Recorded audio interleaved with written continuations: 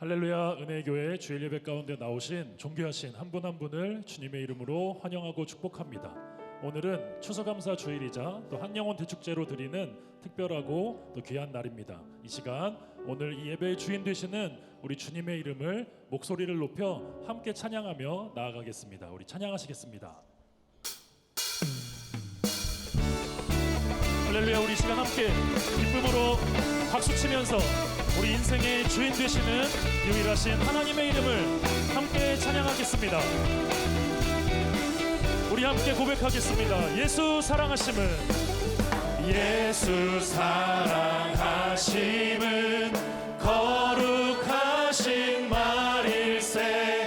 우리들은 약하나 예수. 한 번 더 고백합니다. 예수 사랑하심은, 예수 사랑하심은 거룩하신 말일세. 우리들은 약하나 예수. 우리 다같이 날 사랑하심, 날 사랑하심, 날 사랑하심. 우리를 사랑하시는 날 사랑하심. 성경 2절로 고백하겠습니다. 나를 사랑하시고, 나를 사랑하시고 나의 죄를 다시서 하늘 문을 여시고 들어. 한 번 더 고백합니다. 나를 사랑하시고, 나를 사랑하시고 나의 죄를 다시서 하늘 문을 여시고 들어. 우리 다같이 날 사랑하신, 날 사랑하신, 날 사랑하신, 날 사랑하신 성경에. 한 번 더. 날 사랑하신, 날 사랑하신 주님께서 우리를 날 사랑하신, 날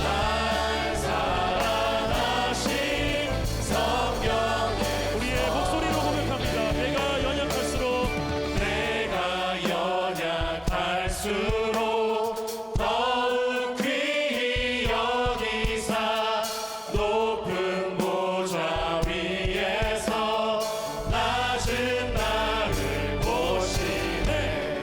날 사랑하신, 날 사랑하신, 날 사랑하신 성경. 우리의 목소리로 한 번 더 찬양합니다. 날 사랑하신, 날 함께 박수 치면서 사랑하신, 날 사랑하신, 아멘. 날 사랑하신 성경. 한 번 더 전화로 날 사랑하신, 날 사랑하신, 날 사랑, 날 사랑하신, 날 사랑하신 성. 마지막으로 한 번 더 찬양하겠습니다. 날 사랑하신, 날 사랑하신, 날 사랑하신, 날 사랑하신 성경에서. 성경에 써있네. 성경에서. 마지막으로 성경에 써있네. 성경에 써있네. 우리 주님께 영광과 감사의 박수 함께 올려드리겠습니다. 우리 이 시간 옆에 계신 분께 이렇게 인사하시겠습니다. 주님의 사랑으로 환영하고 축복합니다. 주님의 사랑으로 환영하고 축복합니다.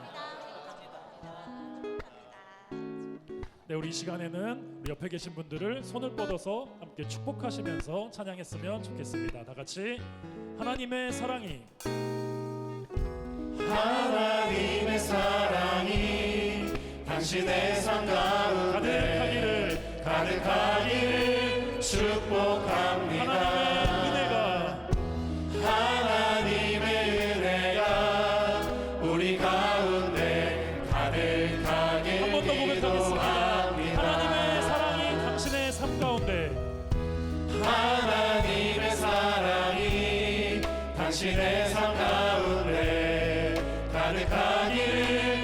축복합니다. 하나님의 은혜가 우리 가운데 가득하길 기도합니다. 우리 찬양의 가사처럼 우리의 삶 가운데 하나님의 사랑과 은혜가 가득하기를 소망합니다. 우리 이 시간 특별히 옆에 오늘 처음 나오신 분이 계시다면 다시 한번 두 손을 뻗으셔서 행복한 표정으로 함께 축복하시면서 찬양했으면 좋겠습니다. 우리 한 번 더 찬양하겠습니다. 다 같이 하나님의 사랑이 하나님의 사랑이 당신의 삶 가운데 가득하기를 축복합니다. 하나님의 은혜가 우리 가운데 가득하길 기도합니다. 가득하길 기도합니다.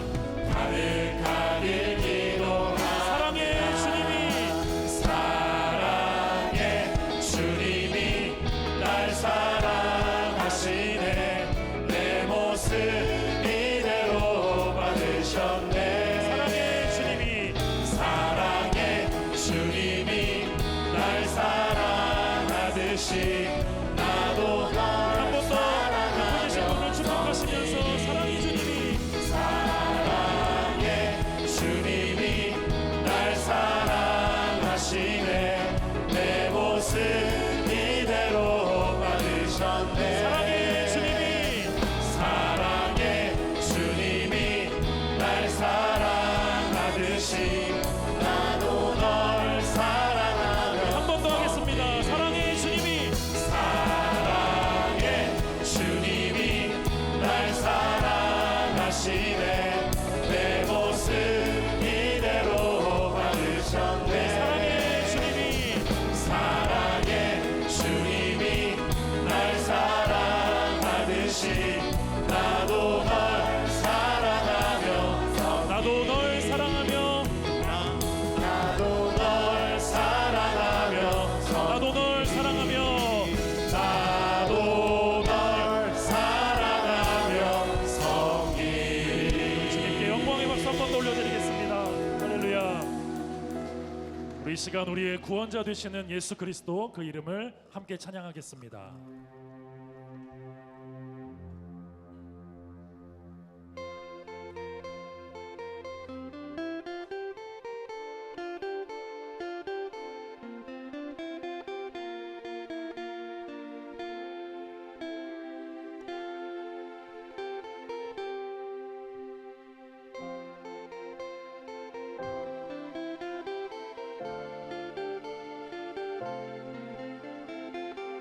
우리 함께 가사를 마음에 담으며 고백했으면 좋겠습니다. 다 같이 약할 때 강함 되시네. 약할 때 강함 대신에 나의 보배가 되신 주 나의 모든 것. 주 안에 있는 보물을 주 안에 있는 보물을 나는 포기할 수 없네. 주 나의 모든 우리 한 번 더 같이 고백하겠습니다. 약할 때 강함 되시네. 약할 때 강함 대신에 나의 보배가 되신 주님이 나의 모든 것 되십니다. 주 나의 모든 것. 주 안에 있는 보물을 주 안에 있는 보물을 나는 포기할 수 없네. 주 나의 모든 것. 함께 고백하겠습니다. 예수 어린 양 예수 어린 양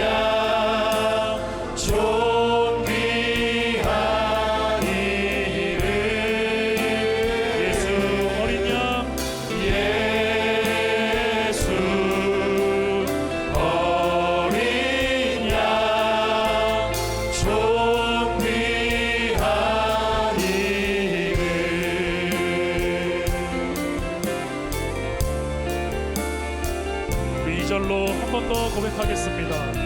다 같이 고백합니다. 십자가 죄 사하셨네. 십자가 죄 사하셨네. 주님의 이름 찬양해. 주 나의 모든 것. 쓰러진 나를 세우고 쓰러진 나를 세우고 나의 빈잔을 채우네. 주 나의 모든. 우리 목소리를 높여 찬양하겠습니다. 십자가 죄 사하셨네. 십자가 죄 사하셨네. 주님의 이름 주 나의 모든 것. 주 나의 모든 것. 쓰러진 나를 세우고 쓰러진 나를 세우고 나의 빈잔을 채우네. 주 나의 모든. 우리 함께 고백하겠습니다. 예수 어린 양. 예수 어린 양 존귀한 이름. 예수 어린 양. 예수 어린 양 존귀한. 한 번 더 고백하겠습니다. 예수 어린 양. 예수 어린 양 존귀한 이름. 우리를 구원하신 주님의 이름을 찬양합니다. 예수 어린 양 존귀한 이름. 그 사랑 얼마나 아름다운지. 그 사랑 얼마나 아름다운지. 그 사랑 얼마나 날 부유케 하는지. 그 사랑 얼마나 크고 놀라운지를. 그 사랑 얼마나. 우리 한 번 더 정마음으로 고백하겠습니다. 그 사랑 얼마나 아름다운지. 그 사랑 얼마나 날 부유케 하는지. 그 사랑 얼마나 크고 놀라운지를. 그 사랑 얼마나 완벽하게 하는. 그 사랑 얼마나 아름다운지. 그 사랑 얼마나 날 부유케 하는지. 그 사랑 얼마나 크고 놀라운지를. 그 사랑 얼마나 한 번 더 고백합니다. 그 사랑 얼마나. 완벽하게 그 사랑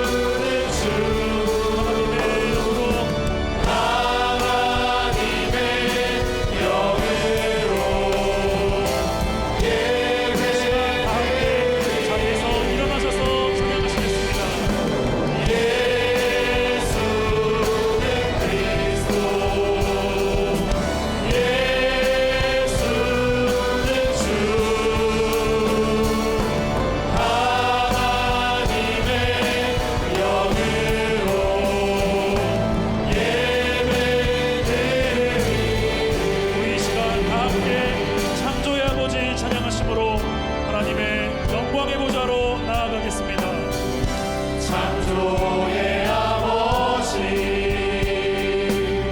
그 섭리 보이사 택하신 세대 일으키려 이 땅을 고치소서. 주의 크신 능력 만물이 사모하니 성령의 기름 부어주사 이 시간이 나소서. 주 영광 여기 임하사 열방 향해 금이 비추소서. 주의 얼굴 부할 때 주의 은혜 거두소서. 열방의 통치자 열방의 통치자 세상이 보리라 진실한 주의 약속으로 교회는 승리하리. 우리 돌아보사 우릴 돌아보사 어떻게 하소서. 강건케 하소서. 연약함 모두 벗어지고 승리케 하옵소서. 주 영광 여기 임하사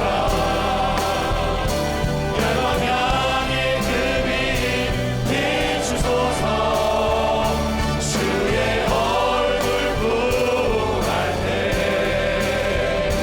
주의 은혜 우리의 목소리를 높여서 주 영광 여기 임하사 주 영광 여기 임하사 열방 향해 금이 비추소서. 주의 얼굴 부할 때 주의 은혜 우리의 전마음으로 찬양합니다. 영광 영광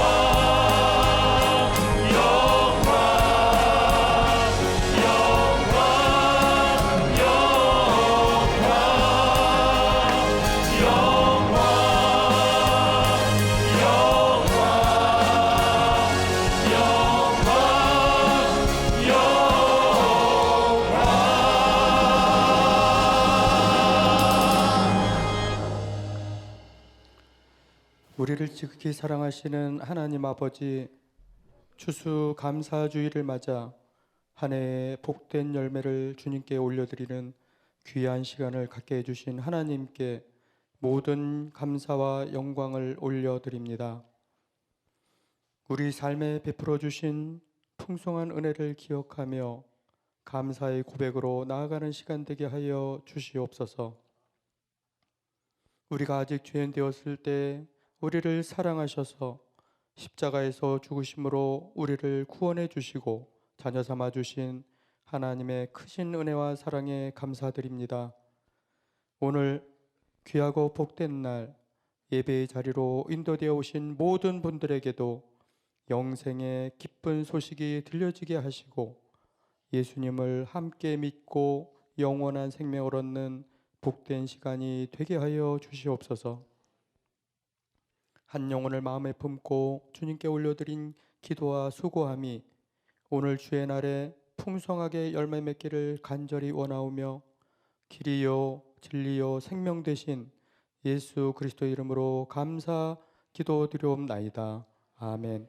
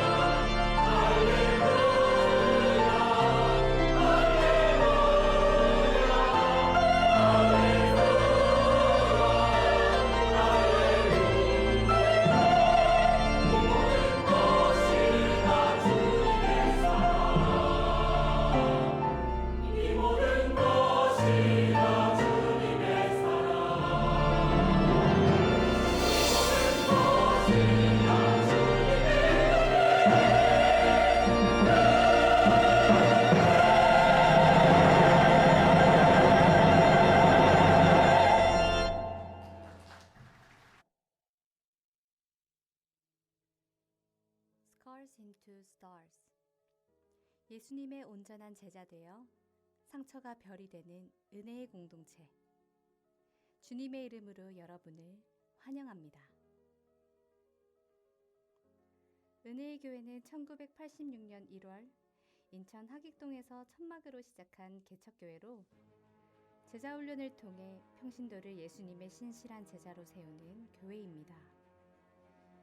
은혜의 교회는 이대 담임 목사인 박요한 목사의 위임과 함께 상처는 별이 된다고 외친 고 박정식 원로 목사의 목회 철학을 계승하여 제자훈련을 통해 평신도를 동역자로 세우는 사역을 지속해오고 있습니다. 우리는 절대적 기준이 희미해져가는 시대 속에 성경만이 영원히 변하지 않는 유일한 진리임을 믿으며 공동체 온 세대가 하나님을 예배하며 복음 안에 하나 되길 꿈꿉니다. 특히 영유아부터 장년까지 함께 드리는 주일 저녁 예배는 하나님을 경외하는 신앙이 다음 세대에게 온전히 계승되어지기를 소망하며 말씀 안에 하나 되는 행복한 시간입니다. 예수님께서 말씀을 가르치심으로 제자의 수가 더하여졌듯이 은혜의 교회는 체계적이고 깊이 있는 제자훈련 과정을 통해 예수님을 닮은 온전한 제자로 성장하도록 돕고 있습니다. 훈련받은 평신도들은 구원의 확신과 믿음의 토대 위에 평신도 지도자로 세워져 담임 목사와 함께 건강한 신앙 공동체를 만들어가고 있습니다. 또한 신앙생활을 처음 시작하는 분들을 위한 새가족반, 배움, 나눔, 섬김을 균형 있게 배워가는 그레이스 성서대학, 말씀으로 교제하며 제자의 삶을 실천하는 제자방과 사랑방 등 체계적인 훈련 과정을 통해 성도들이 참된 그리스도인으로 성숙해져 가기를 소망합니다.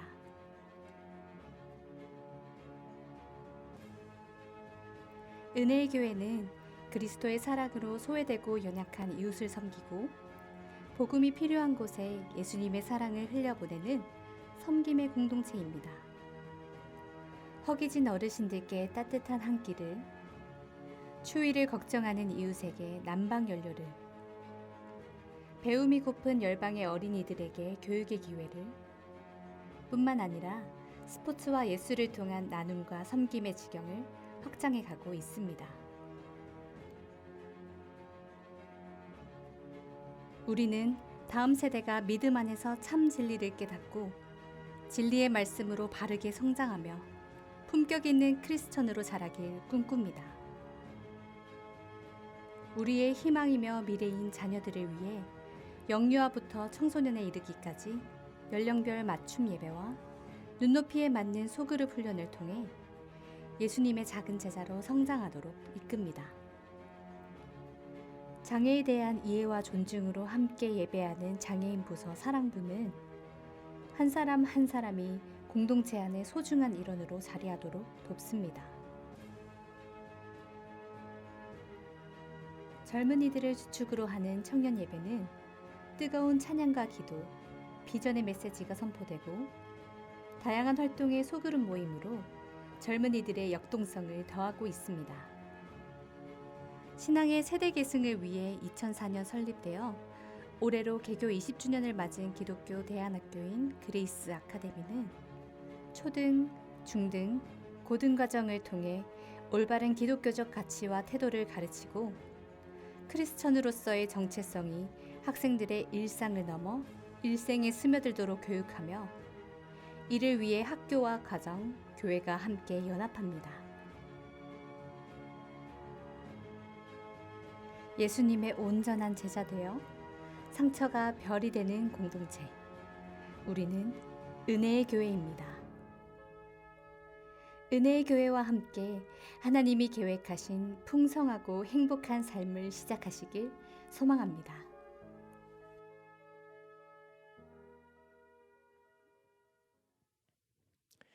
한영원 대축제에 귀한 발걸음 해주신 소중한 한 분 한 분 환영하고 축복합니다.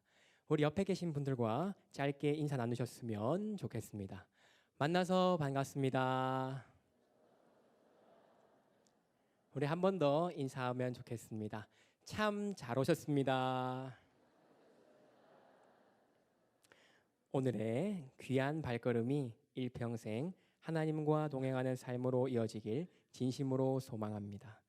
오늘 마음에 주시는 감동으로 새가족 등록을 원하시는 분이 계시다면 예배 후 2층 새가족실에서 다가와 함께 귀한 섬김의 시간이 마련되어 있으니 함께 참여하시어 은혜의 교회를 좀 더 누려보시고 알아가는 시간 되시길 바랍니다. 오늘 저녁 7시에는 바로 이곳에서 가을 클래식 음악회를 개최합니다. 음악을 통해 마음의 깊이를 더하는 이 특별한 시간에 자유롭게 오셔서 우리 공동체만의 따뜻한 온기를 한번 느껴보시기를 바랍니다. 오늘 차량을 가지고 오신 성도님들께서는 다음 예배에 오시는 분들이 편안하게 주차하실 수 있도록 예배 후 신속히 이동해 주시면 감사하겠습니다. 이제 성경 말씀을 봉독하도록 하겠습니다. 모두 자리에서 일어나셔서 하나님의 말씀을 눈으로 읽고 귀로 듣겠습니다. 신약 성경 누가복음 15장 11절에서 24절. 제가 가지고 있는 성경은 신약 성경 121페이지입니다. 하나님의 말씀입니다. 어떤 사람에게 두 아들이 있는데 그 둘째가 아버지에게 말하되 아버지여 재산 중에서 내게 돌아올 분깃을 내게 주소서 하는지라 아버지가 그 살림을 각각 나눠 주었더니 그 후 며칠이 안 되어 둘째 아들이 재물을 다 모아 가지고 먼 나라에 가 거기서 허랑방탕하여 그 재산을 낭비하더니 다 없앤 후 그 나라에 크게 흉년이 들어 그가 비로소 궁핍한지라 가서 그 나라 백성 중 한 사람에게 붙여 사니 그가 그를 들로 보내어 돼지를 치게 하였는데 그가 돼지 먹는 쥐엄 열매로 배를 채우고자 하되 주는 자가 없는지라 이에 스스로 돌이켜 이르되 내 아버지에게는 양식이 풍족한 품꾼이 얼마나 많은가 나는 여기서 줄여 죽는구나 내가 일어나 아버지께 가서 이르기를 아버지 내가 하늘과 아버지께 죄를 지었사오니 지금부터는 아버지의 아들이라 일컬음을 감당하지 못하겠나이다 나를 품꾼의 하나로 보소서 하리라 하고 이에 일어나서 아버지께로 돌아가니라 아직도 거리가 먼데 아버지가 그를 보고 측은히 여겨 달려가 목을 안고 입을 맞추니 아들이 이르되 아버지 내가 하늘과 아버지께 죄를 지었사오니 지금부터는 아버지의 아들이라 일컬음을 감당하지 못하겠나이다 하나 아버지는 종들에게 이르되 제일 좋은 옷을 내어다가 입히고 손에 가락지를 끼우고 발에 신을 신기라 그리고 살찐 송아지를 끌어다가 잡으라 우리가 먹고 즐기자 이 내 아들은 죽었다가 다시 살아났으며 내가 잃었다가 다시 얻었노라 하니 그들이 즐거워하더라. 아멘. 모두 자리에 앉아주시기 바랍니다. 이 시간 은혜의 교회 드라마팀이 준비한 짧은 드라마를 함께 보신 후 담임 목사님을 모시고 말씀을 나누고자 합니다. 드라마팀을 박수로 맞이하겠습니다.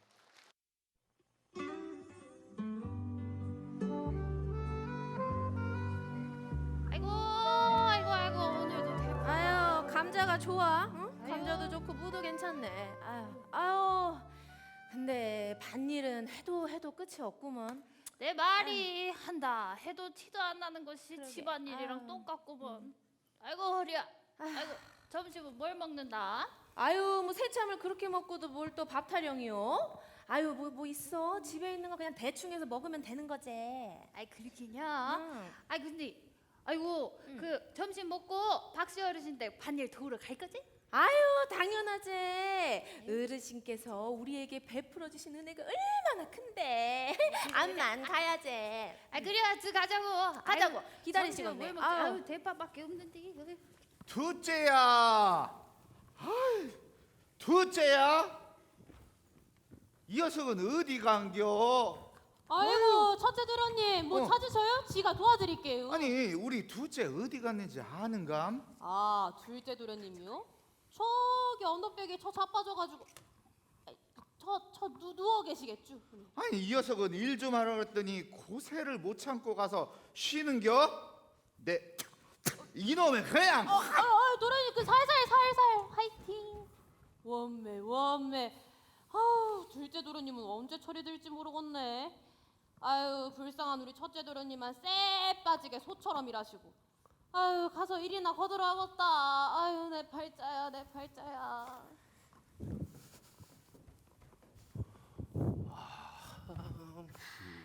그래서요 도련님 저기 서울에 가면 그렇게 별천지어요? 말하면 입 아프다.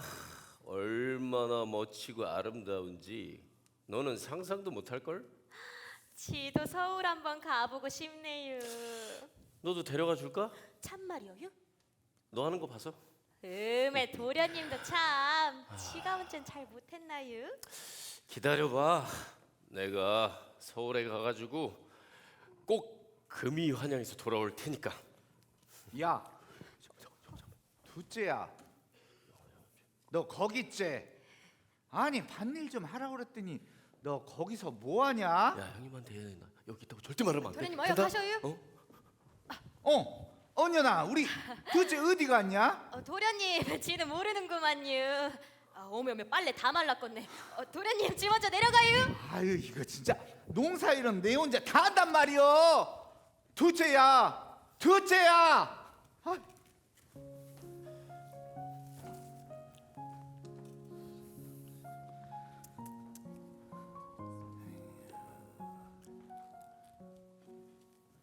그래서 하고 싶은 말이 뭐여? 아니 그러니까 그 재산의 제 몫을 좀 미리 좀 땡겨주세요. 네 몫의 재산? 예. 아니 아버지 돌아가시면은 뭐 집이고 논이고 밭이고 다 팔 거잖아요. 그러니까 좀 미리 땡겨주세요. 아 그렇기는 한디. 야, 아버지 이렇게 정정하신데 뭐 돌아가시면 어쩌고 저쩌고 이걸 확. 아 왜 그래? 아 말이 그렇다는 거지. 여하튼 제 그 재산의 절반은 꼭 저 주셔야 돼요.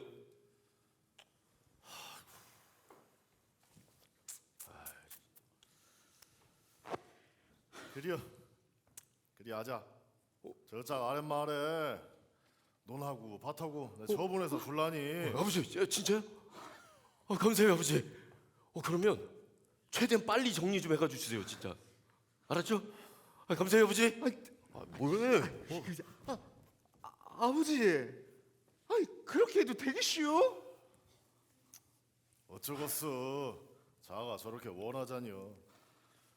지켜보는 수밖에. 아버지, 아니 지켜볼 놈을 지켜봐야 될 거 아니에요. 아버지 그냥 가시면 어떡해요? 내가 이제 부자가 됐구나. 아이고. 아버지 두고 보세요. 제가 서울 가서 꼭 부자가 돼서 돌아오겠습니다. 언년아 집 잘 지키고 있어라. 갔다 올게. 자, 달리면 되거라. 시간이야. 자, 한번 왔어. 자, 오케이. 자, 한번 볼까요? 야, 둘 중에 하나 고르면 되는 거야? 어디? 여기다가. 뭐야? 다시. 이제 이런 거야? 자, 여기다가 2배. 여기다가. 너무 쉬운데? 잘했어. 자, 마지막. 그냥 갑니다. 자. 이거 여기다 그냥 이거 전재산. 존재선. 예. 존재선. 어떻게 된? 잠깐만 이거 조작이 있는 거 저기 잠깐만 내 돈 좀. 어머 이렇게 잘생긴 남자를 여기서 만나네. 그냥 가면 어떻게 나하고 놀다 가야지. 여러분도 같이 노실래요? 박수! 잘하세요.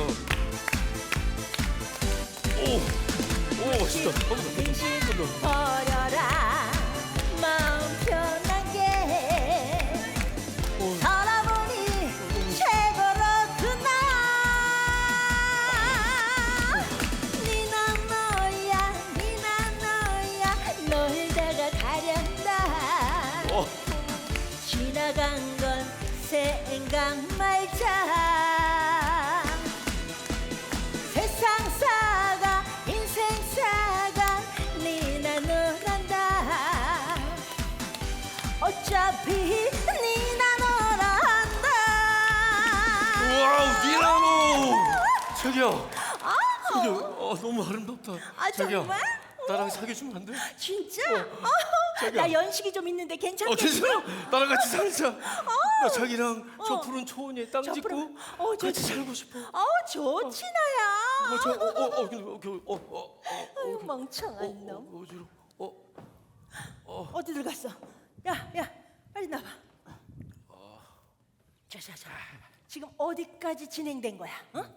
이미 가진 돈은 우리한테 다 이렇게 잃은 상태입니다. 그래? 잘 됐구나. 비켜봐. 근데 저 화상은 어떻게 처리하지? 누님 걱정하지 마십시오. 저희가 조용히 처리하겠습니다. 오케이. 그래. 어이. 처리해봐. 일어나요. 아저씨. 뭐 하는 거야? 뭐야. 목말라. 자기야, 나 물 좀 줘, 물 좀. 자기야 같은 소리하고 자빠졌다.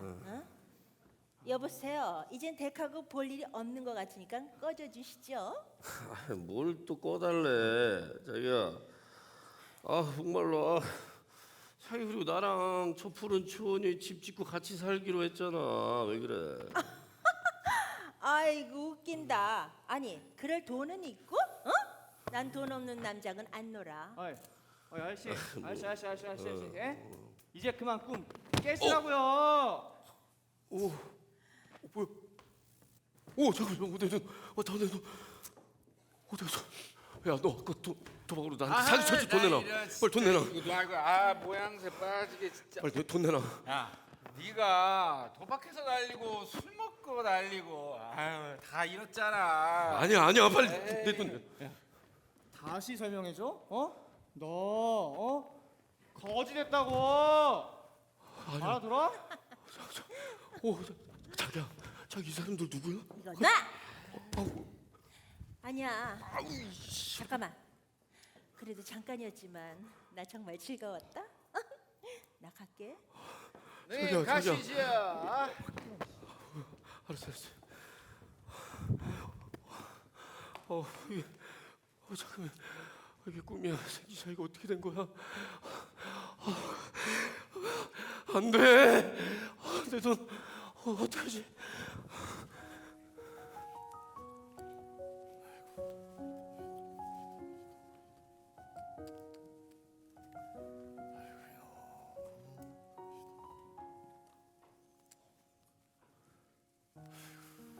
날이 많이 추운데 소식 한 자 없이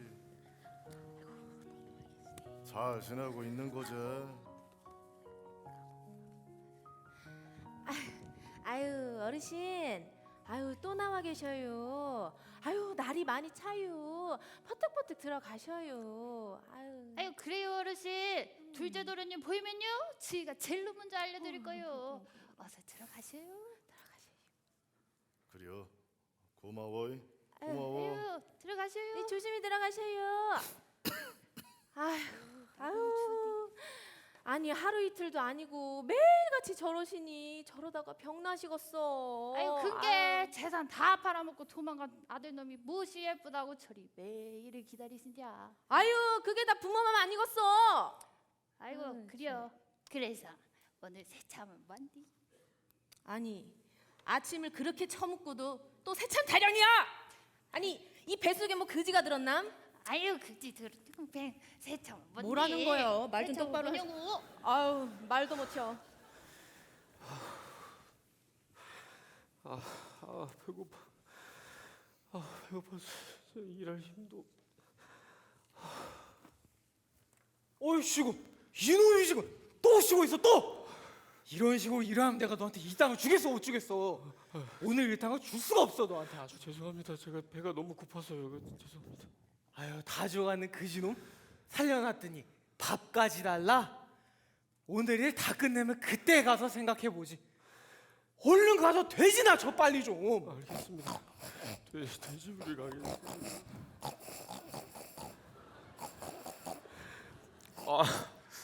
냄새. 돼지 냄새. 진짜 내가 어쩌다가 이 돼지까지.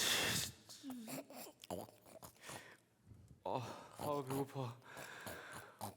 배고파서 진짜 힘이 하나도 없네.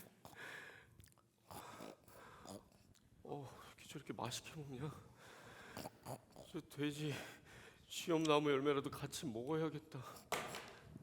저 돼지야, 나도 같이 좀. 아우 잠깐.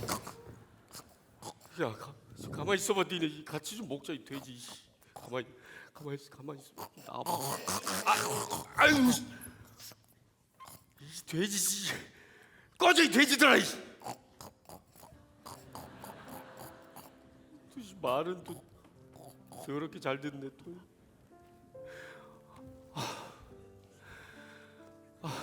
돼지 먹이도 없고.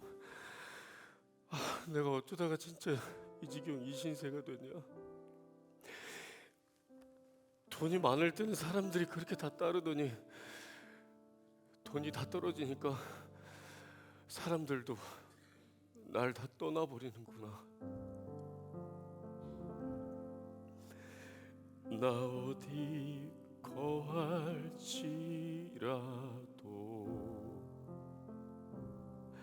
아버지 나를 지켰네.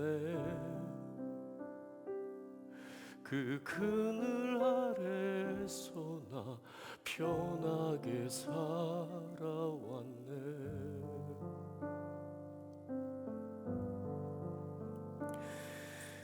외롭고 험한 길에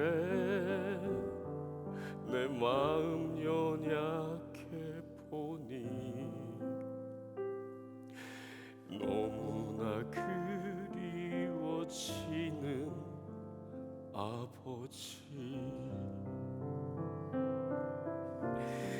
아버지 용서해 주세요. 제가 죄를 졌어요. 아버지 아들 될 자격이 없네요. 나 돌아가고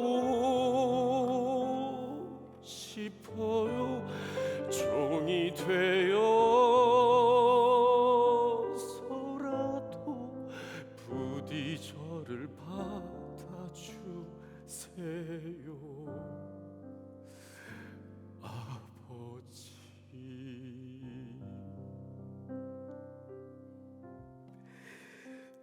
아버지, 제가 잘못했습니다. 한 번만 용서해 주세요.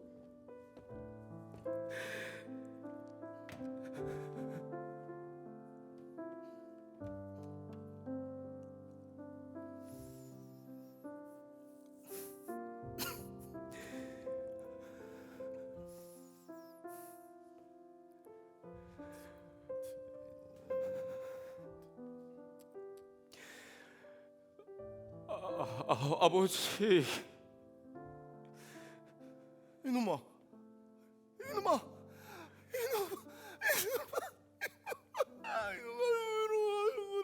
아이고 내 귀한한테.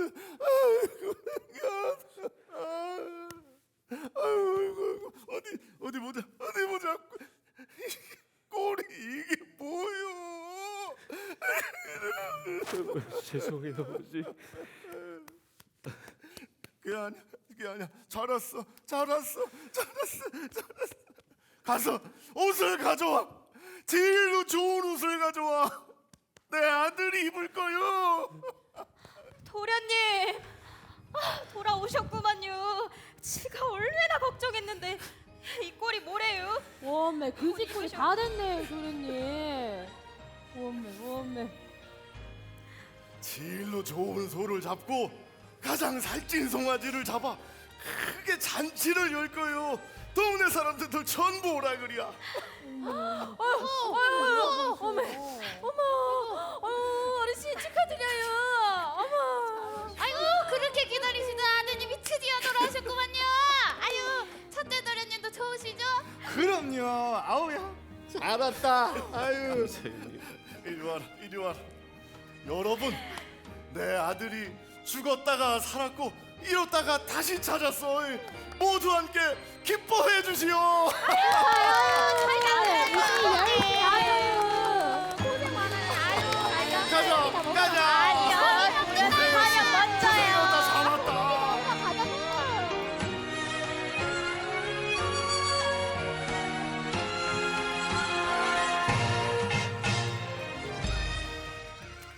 다시 한번 우리 드라마 팀에게 따뜻한 격려 박수하도록 하겠습니다. 네, 감사합니다.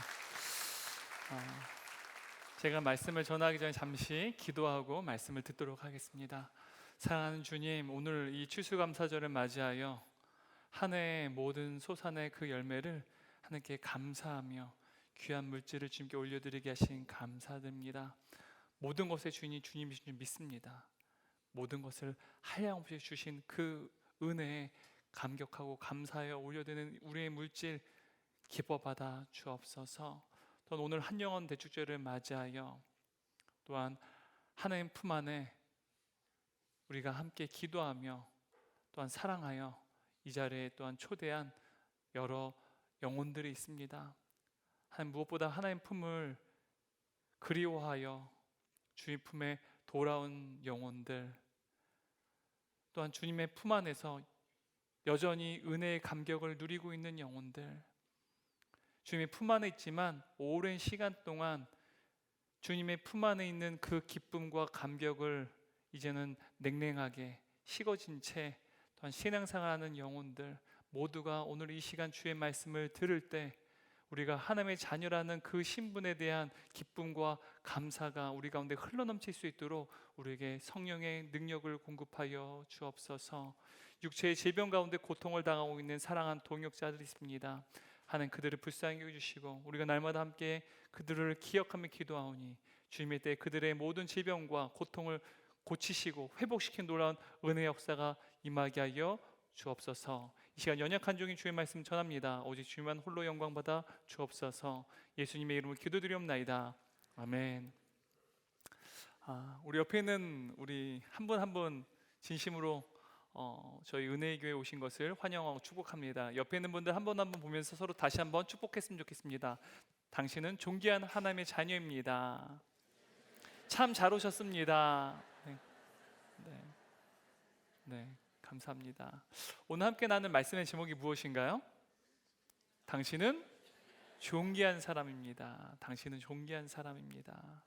오늘 수많은 사람들이 인생의 목적이 무엇인지, 나는 누구인지에 대해서 질문하곤 합니다. 그런데 여러분, 성경이 말하는 우리의 그 질문에 대한 강력한 답변은 우리는 하나님의 자녀라는 것입니다. 다시 말하면 우리는 이 세상에서 태어나기 전부터 이미 하나님의 자녀로 존재했다는 사실이죠. 그래서 성경은 하나님께서 우리의 아버지시다라고 말하고 있습니다. 오늘 우리가 읽은 하나님의 말씀, 바로 예수님께서 우리에게 주신 하나의 비유인데요. 이 비유의 제목은 잃어버린 아들의 비유라고 합니다. 여러분, 아버지가 아들을 잃어버렸다는 사실은요, 이 이야기 안에는 사실은 잃어버린 아들, 아버지 곁을 떠난 아들도 존재하지만 한편으로는 아버지 관점을 볼 때는 아들을 잃은 아버지의 깊은 슬픔이 숨겨져 있다는 사실이에요.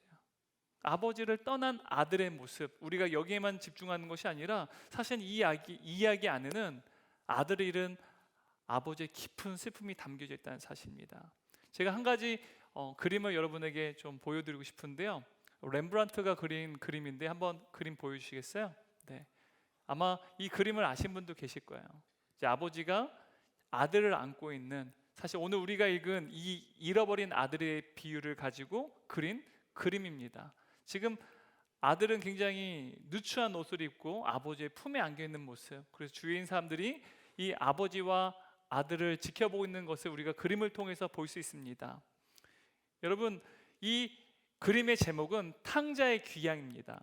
이 탕자라고 하는 이 단어는 방탕한 아들을 의미하는 것이고요. 귀양은 잘 알듯이 고향으로 돌아오는 것을 의미하는 것이죠.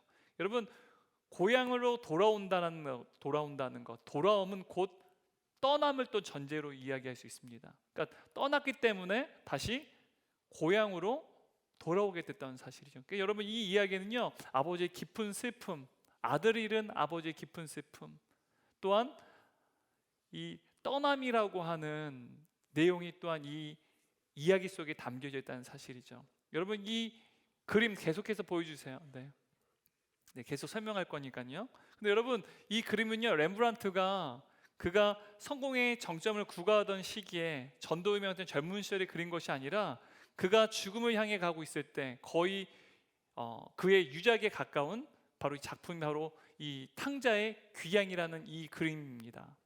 여러분, 이 작품은요, 렘브란트가 인생의 황혼기에 자신의 그 작가의 자의식을 아주 선명하게 담아낸 그림이기도 합니다.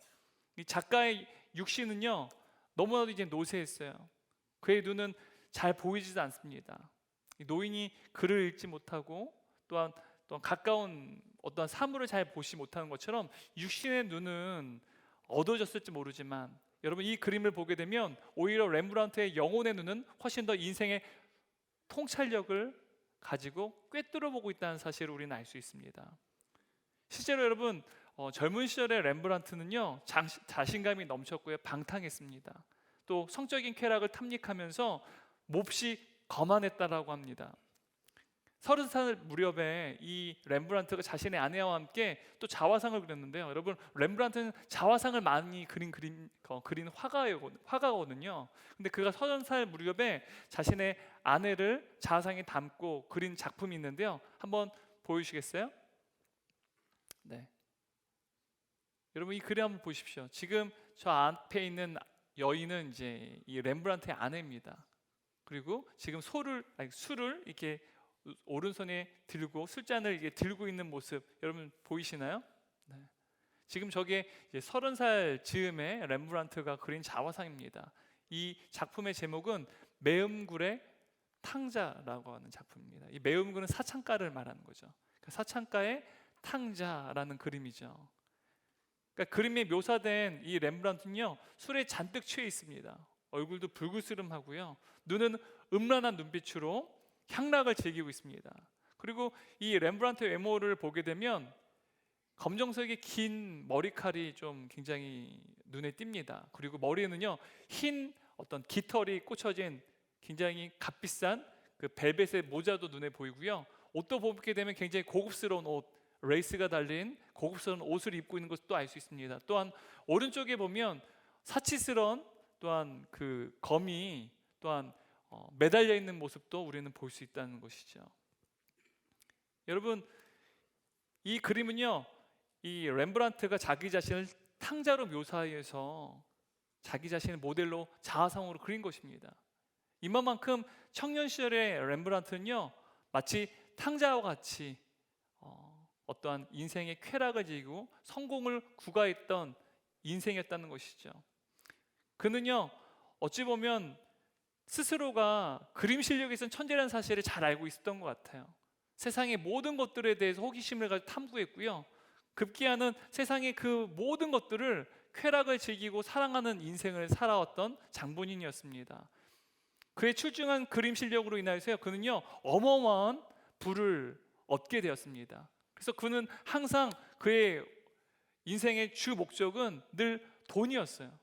돈을 더 많이 버는 것, 돈을 많이 벌게 됐습니다. 그런데 돈을 많이 버는 만큼 그의 돈의 씀씀이도 커졌습니다. 나중에는 급기야 막대한 그 빚 때문에 파산 절차도 겪곤 했습니다.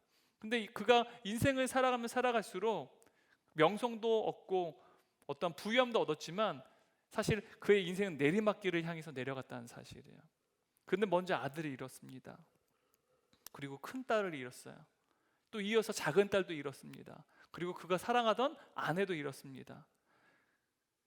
여러분, 아들과 두 딸, 사랑하는 아내를 잃게 된 이 렘브란트는요, 또 무언가 또한 자신의 어떤 그 공허한 인생의 그 슬픔을 메우기 위해서 사랑하는 이를 또 찾았습니다. 사랑하는 이를 만나서 그와 동거하는 생활을 했습니다. 근데 동거하던 그 여인도요, 이제 정신병원에 입원하게 됩니다. 그리고 다시 재혼을 합니다. 그와 함께 재혼한 그 사랑했던 그 여인도요, 또 죽음을 맞이하게 됐습니다. 급기야 그는 재물과 명성도 잃게 되었고요, 렘브란트가 죽기 전에 마지막 남은 아들이었던 이 티투스라고 하는 마지막 아들도요, 렘브란트가 죽기 전에 먼저 이 세상을 떠났습니다. 얼마나 슬픈 인생입니까? 그가 죽은 후에는 남은 혈육이라고는 딸 한 명밖에 남지 않았어요. 딸과 며느리, 그리고 손녀 한 명이 남았었다라고 말합니다. 그러니까 그는요, 모든, 그러니까 딸 한 명을 제외한 모든 자식과 두 아내를 잃었고요. 전 재산을 잃었고 마침내는 죽음을 맞이하게 됐다는 사실이죠. 근데 여러분, 이 렘브란트가요, 앞에서 제가 보여드렸던 탕자의 귀향이라는 이 작품 한번 다시 한번 보여주시겠어요? 근데 이 그림을 보게 되면 그가 젊은 시절에 그 자신을 그렸던, 그러니까 자화상을 자신을 모델로 그렸던 그 모습과는 전혀 다른 모습으로 자기 자신을 묘사하고 있다는 사실입니다. 여러분, 한번 30살 즈음에 그린 자화상과 이제 렘브란트가 이제 죽기 직전에 그린 이 탕자의 귀향이라는 작품 한번 자세히 한번 비교해서 한번 보십시오. 지금 아버지 품에 안긴 저 작은 아들은요, 사실은 렘브란트예요. 여러분, 이 탕자의 귀향을 보게 되면 여러분, 지금 30살 즈음의 렘브란트와 너무나도 서로 대조적이지 않습니까? 먼저 여러분, 이 탕자의 귀향이라는 작품 보게 되면 이 작은 아들의 머리는요 팍팍 밀어져 버렸어요. 그죠? 머리카락이 있습니까 없습니까? 그러니까 30살 즈음에는요 사창가에서 흥청거렸고요, 오만한 모습에 그는요 풍성한 머리카락을 가졌던 사치스러운 삶을 살았던 인물이었어요. 근데 이제는요 그가 인생을 마지막 죽음을 앞둔 이 시점에 대해서는요 자신을 이런 식으로 묘사하지 않습니다. 여러분, 감옥이든 군대든 어떤 집단 수용소든 여러분 그 모든 현장에서는 머리카락을 잘라요. 이 머리카락을 자른다는 말은요 개개인의 구별한 특징을 박탈한다는 의미가 있어요. 우리가 머리카락과 어떤 두상을 통해서도 사람의 됨됨이를 또한 누구인지를 명확하게 구분 짓곤 하는데요, 머리를 짧게 자르면요 누가 누구인지 잘 몰라요. 개개인의 특징 또는 개개인의 어떠한 특성을 다 박탈당했다라는 것을 의미하는 것이죠. 그리고 이러한 그림에서 또 누추한 옷, 여러분 얼마나 이 아버지께로 돌아오는 과정 가운데 얼마나 이제 그의 삶이 비참했겠습니까? 또한 돌아오는 모든 과정이 또 피곤했을 것이고 탈진했을 것입니다. 그런데 그의 그 육신을 감추인 옷을 한번 보세요. 너덜너덜해진 옷. 저 옷이요 이 작은 아들의 육신을 감추고 있습니다. 게다가 여러분 한번 신발을 좀 보시면 신발도요 그의 인생의 여정이 얼마나 힘겹고 수치스러운지를 이 신발을 통해서도 우리는 알 수 있습니다. 그런데 여러분, 이러한 작은 아들의 모습 속에서 사실 렘브란트의 자의식이죠. 근데 이 작은 아들의 모습 속에 눈에 띄는 것은요 오른쪽 엉덩이에 어떻게 보면 매달린 단검입니다. 그러니까 30살 즈음에도 엉덩이에 사치스러운 어떤 검이 매달려 있잖아요. 근데 지금 이 인생의 황혼기에 그린 작품에도 보면 작은 단검이 엉덩이에 매달려 있습니다. 여러분, 고대 시대의 이 단검은요 신분을 나타내곤 했습니다. 그가 어떠한 신분을 가지고 있는지. 저 단검은요 저 어떻게 보면 남루한 옷을 입은 작은 아들의 모습과는 좀 맞지 않는 귀한 단검입니다. 그러니까 렘브란트는요 비록 인생의 밑바닥까지 살았을지라도 그는 그가 아버지의 아들이라는 이 신분을 끝까지 놓치지 않았다는 것을 의미하는 거예요. 젊은 시절에도요 그가 아버지의 아들이라는 사실을 알았어요. 하지만 이제 죽음을 맞이한 인생의 황혼기에는요 그는 아버지의 아들이라는 신분 그 하나만이 이제는 명확했다라는 사실입니다. 마찬가지로 오늘 성경을 보게 되면 여러분 렘브란트는 자기 자신을 아버지의 품을 떠났던 작은 아들로 묘사하고 있어요. 바로 그 작은 아들에 대해서 오늘 성경이 우리에게 이야기하고 있습니다. 한번 11절 12절 말씀을 함께 우리가 읽도록 하겠습니다. 예수님은 다시 말씀하셨다.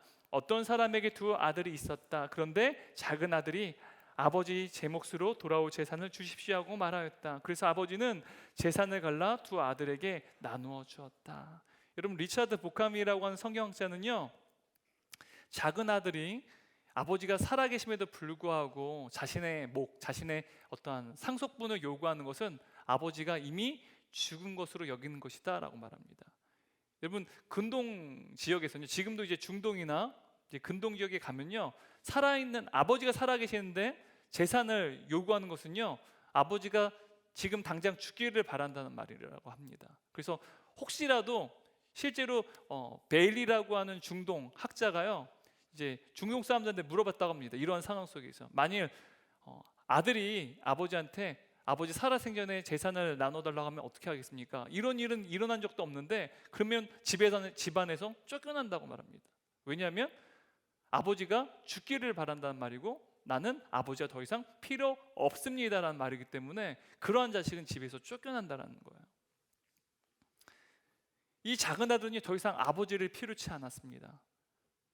아버지가 그에게 또한 인생에 관여하는 것을 원하지 않습니다. 그래서 그는 아버지의 곁을 떠났습니다. 13절 말씀 또 한번 같이 읽어보도록 하겠습니다.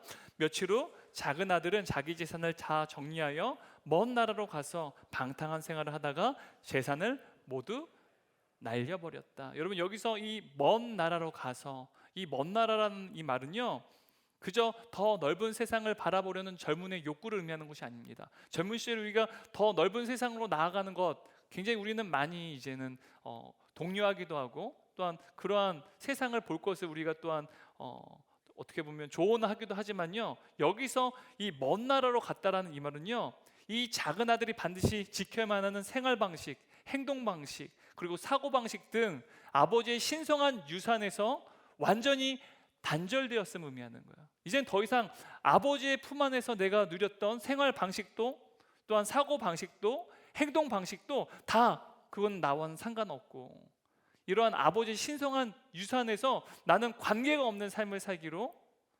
결심했다라는 것이죠. 그런데 여러분 이 작은 아들이요 먼 나라로 갔어요. 아버지 곁을 떠났어요. 그런데 아버지의 유산을 모두 다 없앴습니다. 그런데 때마침 그 땅에 흉년이 오고 말았습니다. 14절 16절 말씀 함께 읽겠습니다. 가진 것은 다 써버리고 그 나라에 심한 흉년까지 들어 비로소 굶주리게 되자 그는 하는 수 없이 그날의 어떤 시민에게 가서 몸묻혀 살게 되었는데 주인이 그를 들러보내 돼지를 치게 하였다. 그는 너무도 배가 고파 돼지가 먹는 쥐엄나무 열매로 배를 채우려 했지만 그것마저 주는 사람이 없었다. 여러분 이 작은 아들은요 나의 인생은 이제는 모두 끝났어 라고 자포자기하는 한계 상황을 맞이했습니다. 돼지가 먹는 쥐엄나무 열매도요 먹는 것이 어려웠어요.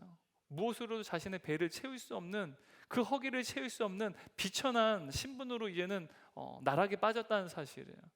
더 이상 본인이 어떻게 할 수 있는 무언가가 없어요. 아무것도 할 수가 없었습니다. 근데 그 한계 상황을 맞이하게 되자 비로소 자신은 본래 아버지의 아들이었다는 사실을 깨닫게 되었다는 사실이에요. 다시 말하면 그의 인생이 완전히 끝났다고 여기게 되었을 때 그는요 자신이 누구인지에 대해서 생각하게 되었다는 거예요. 그 전까지는 내가 누구인지에 대해서 잘 몰랐어요.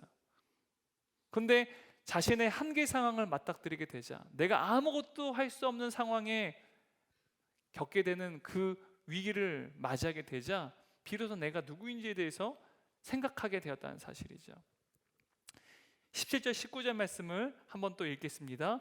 그제서야 그는 제정신이 들어 말하였다. 내 아버지의 집에는 양식이 풍부하여 많은 일꾼들이 먹고도 남는데 나는 여기서 굶어 죽는구나. 그렇다 아버지에게 가서 이렇게 말씀드려야지. 아버지, 제가 한 해가 아버지께 죄를 지어 이젠 아버지의 아들이라고 할 자격도 없습니다. 다만 저를 일꾼의 한으로 써 주십시오. 여러분, 성경은요 은혜가 무엇인지에 대해서 분명히 우리에게 이야기해 주고 있습니다. 여러분, 보통 우리가 은혜하면 무언가 남에게 어떤 혜택을 받는 것, 그죠? 또 호의를 입는 것을 우리가 은혜라고 생각하지 않습니까? 근데 여러분, 성경은요 은혜는 그러한 우리의 개념을 뛰어넘는 것을 의미해요. 여러분, 이 작은 아들이요 지금 아버지의 품으로 다시 돌아가기로 결심했어요. 그죠? 흉년을 겪게 되자 그가 자신이 누구인지 드디어 깨닫게 되었다는 것이죠. 근데 여러분, 이제 아버지의 품으로 돌아가는 것, 이것은 아들의 몫이에요. 그죠? 아들이 두 발로 아버지 품으로 돌아갈 수 있어요. 그런데 아버지 품에 돌아갔을 때 이 작은 아들이 다시 아버지의 품 안에서 작은 아들, 그러니까 아버지의 아들로 그의 신분이 회복되는 것은 누구에게 달려 있습니까? 아들에게 달려 있습니까? 아버지에게 달려 있습니까? 아버지에게 달려 있죠. 뿐만 아니라 아들이 아니더라도 지금 이 작은 아들은요 아들이 아니라 아버지 앞에 죄를 지었기 때문에 그냥 그 아버지의 집에 하인으로 나를 거두어 주기를 바라고 지금 아버지의 품으로 돌아가는 거예요. 그런데 여러분, 이 아버지에게 죄를 범하고 아버지를 떠난, 나에게는 아버지가 더 이상 필요 없다라고 여기고 아버지 품을 떠난 이 작은 아들을 이 아버지의 하인으로 삼는 것도 누구의 몫입니까? 아버지의 몫이에요. 작은 아들에게 달린 것이 아닙니다. 성경은 이것을 은혜라고 말해요. 우리의 노력과 우리의 공로와 우리의 어떠한 헌신과 관계없이 하나님께서 기꺼이 우리를 사랑하셔서 우리에게 베푸시는 것, 우리에게 사랑을 주시고 자비를 베푸시는 것, 이것을 은혜라고 말합니다. 우리가 읽는 본문을 보게 되면 바로 이 은혜가 무엇인지를 생생하게 말합니다. 20절 말씀 한번 같이 읽어보도록 하겠습니다. 그리고서 그는 일어나 아버지에게 갔다. 그러나 아버지는 그가 멀리서 오고 있는 것을 보고 측은한 마음이 들어 달려가서 아들을 얼싸안고 입을 맞추었다. 여러분, 지금 이 아들은요, 아버지에게 죄를 범했어요. 그냥 자기를 아들도 아니라 그냥 아버지 집에 하인으로 삼아주기를 바라는 마음으로 돌아가기로 결심했어요. 근데 이 작은 아들의 예상과 달리 아버지는요, 이 아들이 돌아오기만을 기다리고 있었다는 사실이에요. 아버지는 하루도 빠지지 않고 자식이 돌아오기만을 기다렸다는 사실이에요. 여기서 여러분 20절 말씀 보게 되면 측은한 마음이 들어라는 이 말은요, 창자가 끊어질 것 같은 고통을 느낄 정도로 가엾게 여기는 마음을 의미합니다. 성경의 원어를 살펴보게 되면 창자가 끊어질 정도의 고통을 겪어서 그러한 고통 가운데 가엾게 여긴다는 사실이에요. 얼마나 비천하고 남루했는지 작은 아들이 돌아오는 그 모습을 보자요, 그냥 가슴이 메이는 거예요. 마음이 다 찢어지는 거예요. 아들의 모습을 보면서, 자식의 모습을 보면서요, 이 아버지가 갖는 감정이라는 것이죠. 또한 20절 말씀 보게 되면 이 치근한 마음을 가지고 어떻게 합니까? 아버지가요, 아들에게 달려갑니다. 근데 여러분, 이 달려가다라는 이 단어도요, 원어를 보게 되면 여러분 달리기 경주에서 육산 성수가 전력 질주하는 모습을 나타내는 단어예요. 지금 아버지는요, 작은 아들의 모습을 보자마자 그냥 달려간 게 아니에요. 어떻게 달려간 거예요? 전력으로 달려갔다는 거예요. 노쇠한 몸이지만 자신이 달릴 수 있는 최고의 힘을 다해서요, 전력으로 아들에게 달려갔다는 사실이에요. 근데 여러분, 고대 사회에서는요, 특히 고대 근동 지역에서는 아버지가, 특히 사회적 지위가 높은 사람이 달리는 것을 굉장히 수치스러운 일로 여겼습니다. 우리나라도 조선시대 때 양반들 어떻게 걸었어요? 천천히 걸었잖아요. 뛰는 것은 굉장히 수치스러운 일이었습니다. 마찬가지로 여러분, 고대 근동 지역도 마찬가지였다는 사실이에요. 아버지는요, 자신의 체면이나 자존심, 또한 사회적 지위, 또한 명예 같은 것들요, 중요하게 여기지 않았다는 거예요. 자신의 돌아오는 아들을 본 순간 어떻게 했습니까? 아버지로서 혹은 사회적 어떠한 지위를, 어떤 최소한의 권위조차도 다 내려놓고 그 아들에게 달려나갔다는 사실. 여러분, 한번 이 모습을 한번 상상해 보세요. 또 드라마도 앞에서 우리가 보셨을 때 한번 상상해 보세요. 근데 여러분, 그런데 이 작은 아들은요, 뭐 드라마에 나오는 어떤 인물도 아니고요, 예수님께서 저와 여러분의 누군가를 상상으로, 가상의 인물로 이야기하신 것도 아니고요, 또한 렘브란트가 자신을 작은 아들로 묘사하여 자화상 그린 것처럼 그냥 렘브란트를 의미한 것도 아닙니다. 예수님께서 말씀하신 이 작은 아들은요, 저와 여러분이에요. 아버지의 품을 떠났고, 아버지가 더 이상 내 인생이 필요 없고, 나는 아버지의 자녀가 아니라 내가 내 인생의 주인으로서 내 인생을 살아갔고, 하지만 아버지는 마음이 찢어지는 그 고통 속에서도 여전히 그 자식을 기다리고 있는 그 모습, 바로 우리의 아버지가 누구실까요? 바로 하나님 아버지라는 거예요. 그리고 이 작은 아들은 바로 아버지의 그 품을 떠난 저와 여러분이라는 사실을 예수께서 우리에게 말씀하고 계시다는 사실이에요. 작은 아들과 마찬가지로 저와 여러분요, 아버지가 없는 삶을 살기를 바랬고 그 결과 아버지의 곁을 떠났습니다. 비록 우리가 하나님의 존재, 하나님의 권위, 그 모든 것을 거부하고 하나님의 품을 떠났을지 모르지만, 그럼에도 불구하고 하나님께서는요, 저와 여러분을 기다리고 계신다라는 사실이에요. 마치 아버지의 품으로 돌아오는 이 작은 아들을 향하여서 이 아버지가 그를 불쌍히 여기고 그 아들에게 전력을 다해서 달려가서 목을 안고 그에게 입 맞췄던 것처럼 하나님께서도 잃어버린 저와 여러분들 다시 되찾기 위해서 마음이 찢어지는 그 고통 가운데 인내함이 우리를 기다리고 계시다는 사실이에요. 바로 이 하나님의 메시지가 바로 이 잃어버린 아들의 비유에 담겨진 진짜 메시지라는 사실이에요.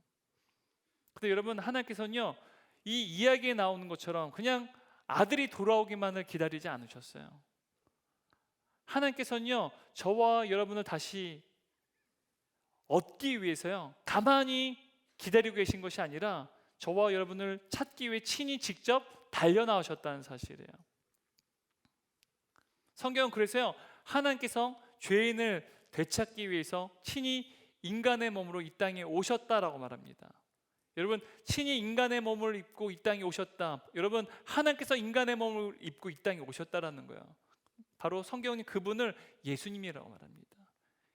하나님이신 예수님께서요, 인간의 몸을 입고 이 땅에 오셨어요. 왜요? 단지 저와 여러분을 그냥 아버지의 품으로 돌아오기만을 기다리신 것이 아니라 친히 달려 나오셨다는 거예요. 우리를 다시 하나님의 자녀로 삼기 위해서 우리를 친히 찾아오셨다는 사실이죠. 근데 여러분, 문제는요, 죄라고 하는 거예요. 죄인을 되찾기 위해서 주님이 우리를 위하여 이 땅에 오셨어요. 근데 여러분, 이 죄라는 사실이 우리에게 굉장히 거북합니다. 불편하기도 해요. 그런데 우리가 죄에 대해서 세상에서는 어떤 규칙이나 법률, 어떤 도덕과 윤리를 위반하는 것을 죄라고 말해요. 저와 여러분 모두가 큰 죄, 어떤 죄를 범하지 않고 살아가요. 나름 도덕적으로 윤리적으로 깨끗한 삶을 살아갑니다. 근데 성경은 단순히 어떤 윤리 도덕적인 죄, 어떤 법률과 규칙을 위반하는 죄만을 죄라고 말하는 것이 아니라 성경이 말하는 죄는요, 하나님 자리에 인간이 그 자리에 앉는 것을 죄라고 말을 해요. 한번 이미지 한번 보여주시겠어요? 여러분, 이것이 우리의 마음이라고 한번 상상해 보세요. 이 동그라미 안에 의자가 있습니다. 근데 여러분, 이 의자에 누가 앉아 있습니까? 내가 앉아 있어요. 이게 죄라는 거예요. 우리가 하나님의 자녀라는 것은요, 우리의 마음의 중심에 저 의자에 누가 앉아 계셔야 될까요? 하나님이 앉아 계셔야 된다는 사실이에요. 그런데 여러분, 죄인은요, 바로 내가 내 인생의 주인 되는 것. 성경은요, 하나님이 아니라 내가 인생의 주인이 되고 내가 내 인생의 주인이기 때문에 내 맘대로 사는 것, 이것을 죄라고 말합니다. 근데 여러분, 저 죄의 문제를요, 우리가 스스로 해결해낼 수가 없어요. 저 마음의 의자에서 우리가 스스로 내려올 수가 없다는 사실이에요. 우리가 저 죄의 문제를 해결하려면 누군가의 도움이 필요합니다. 바로 그 도움을 주신 이가 누구시냐? 바로 예수님이라는 사실이에요. 우리의 모든 죄의 문제, 우리가 자리한 저 나의 자리를 하나님의 자리로 바꿔주시기 위해서, 저 자리가 바뀌어야만 우리가 하나님의 자녀가 될 수 있기에 바로 예수님께서 친히 인간의 몸을 입고 이 땅에 오셔서 우리의 모든 죄의 문제를 다 해결해 주셨다는 사실이에요.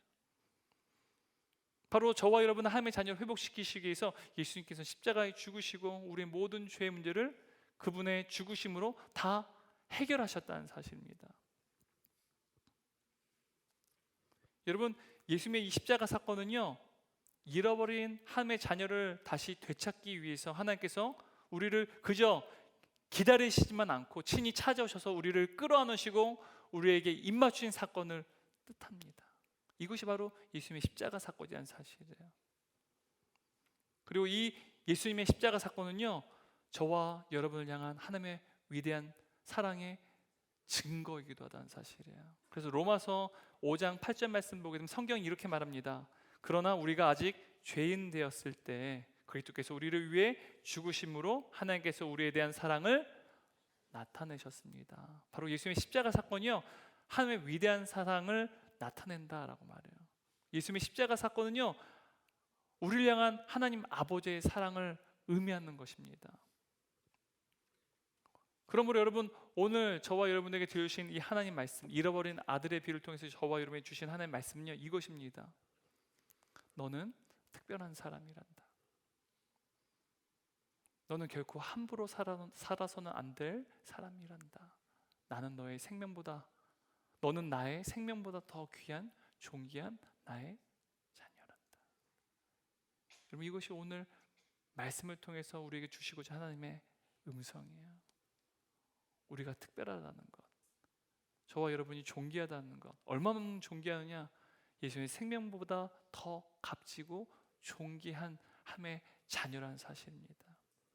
여러분, 이 기쁜 소식을 지금 우리가 하나님의 말씀을 통해 들었어요. 그렇다면요, 우리의 발걸음이 옮겨져야만 합니다.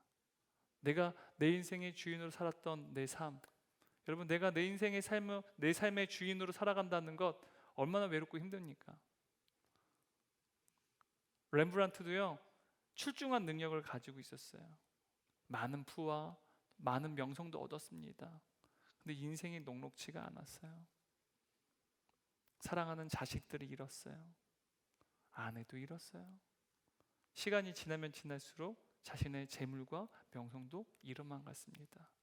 근데 이 렘브란트에게 남겨진 하나의 신분이 있었어요. 그 신분은 자신이 아버지의 아들이라는 신분이었다는 사실이에요. 여러분, 우리 인생은요, 이것밖에 남지 않습니다. 우리가 언젠가는 다 죽어요. 아무리 부자여도, 아무리 많은 권력을 얻어도요, 아무리 많은 명예를 얻을지라도 언젠가 우리는 인생을 마치는 그때가 옵니다. 그런데 여러분, 영원히 우리가 죽음 후에 남는 유일한 하나의 신분이 있어요. 그것이 무엇인지 아십니까? 하나님 아버지의 자녀라는 신분입니다. 하나님께서는요, 저와 여러분이 하나님의 자녀라는 그 사실을 다시 회복하시기를 원한다는 사실이에요. 그러므로 이 시간 이 말씀이 저와 여러분의 발걸음이 바뀌어지는 귀한 하나님의 말씀이 되기를 원합니다. 하나님께서 진정 우리에게 원하시는 것은 우리가 하나님의 품 안에서 하나님과 함께 영원히 거하는 거예요. 이것을 성경은 영생이라고 말합니다. 영원한 생명을 의미하는 것이죠.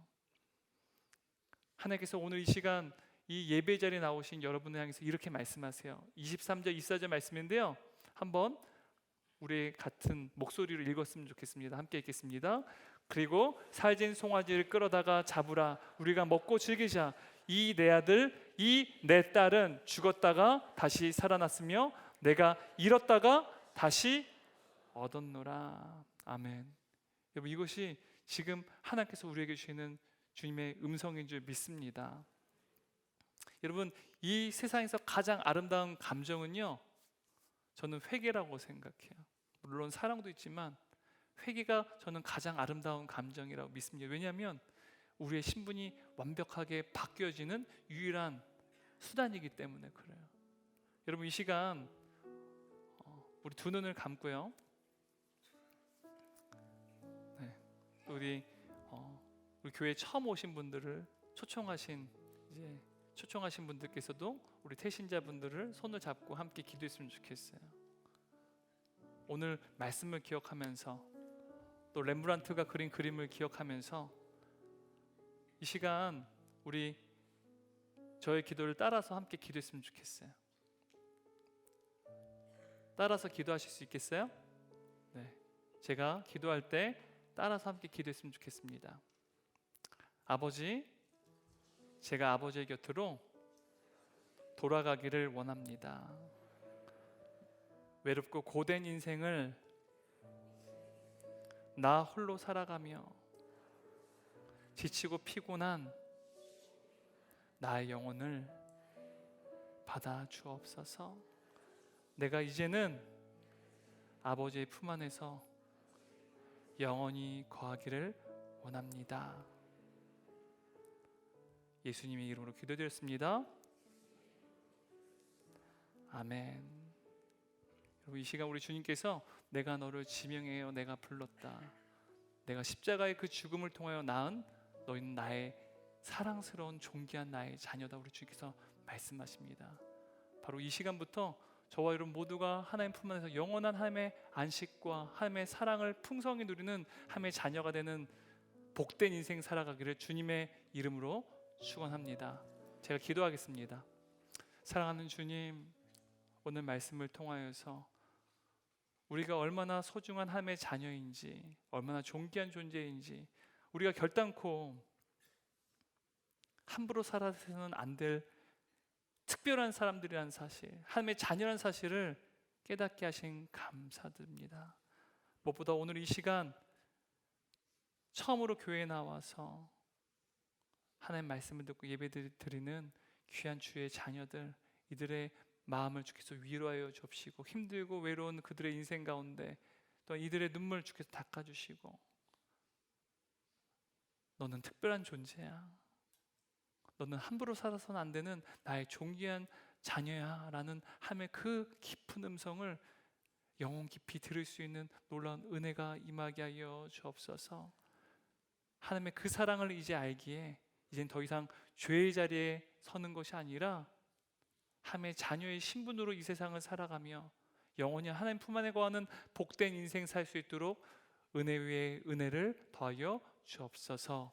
이제는 우리를 영원히 사랑하여 주시고 우리를 자녀로 삼으시며 또한 우리를 영원히 포기하지 않고 함께하여 주시는 성부 하나님의 크신 은혜와 우리를 사랑하셔서 단지 기다리신 것만이 아니라 우리를 친히 찾아오시사 십자가에 죽으시고 그 십자가의 죽으심을 통하여 우리를 하나님의 자녀의 신분으로 완전히 바뀌어 주신 성자 예수님의 한없인 사랑과 이제는 우리 안에 내주하셔서 이제는 우리의 인생이 내가 주인이 아니라 하나님 아버지께서 우리의 인생의 주인이 되어주시고 이제는 죄인의 자리가 아니라 하나님 자녀의 신분의 자리로 바뀌어지며 이제는 세상이 아니라 하나님 품 안에 영원히 거할 수 있는 놀라운 복을 허락하여 주시는 성령 하나님의 내주심과 교통하시며 오늘 예배드리는 모든 성도들과 오늘 처음으로 나와 예배를 드리는 많은 사람들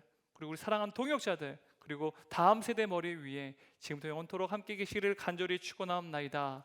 아멘.